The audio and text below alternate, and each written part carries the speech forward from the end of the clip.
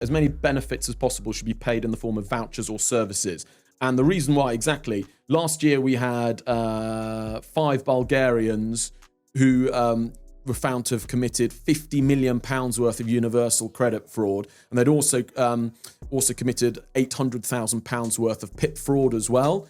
Between 5 people, that's incredibly hefty. So that needs to be clamped down on. So exactly, you give things in the form of vouchers because, a can of baked beans, to resell a can of baked beans is trickier than when you receive money, which is a medium of exchange.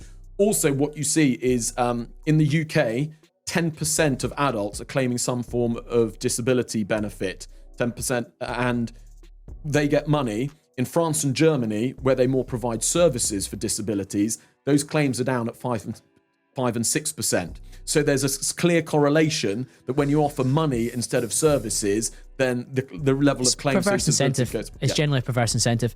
And then another matter when it comes to the benefit side of things is, of course, foreign nationals, and that has come more and more into light with the anger around the migrant hotels because it's so blatant in your face. But we've had a lot of legal immigration as well, which has brought in people either in low paid unskilled work or in no work whatsoever with their families and their dependents.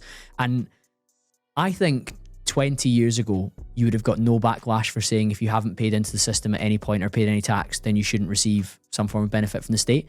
But fast forward to, I think peak woke was 2020, summer of George Floyd, etc.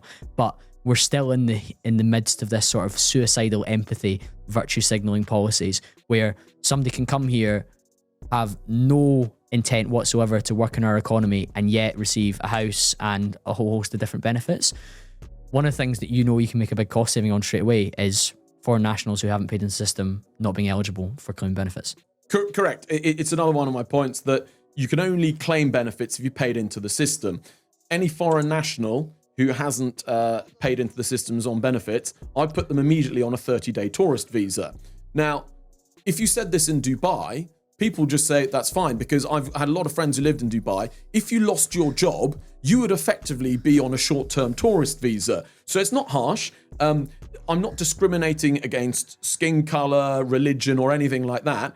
I'm just saying it would be economically stupid to import people who are not net contributors.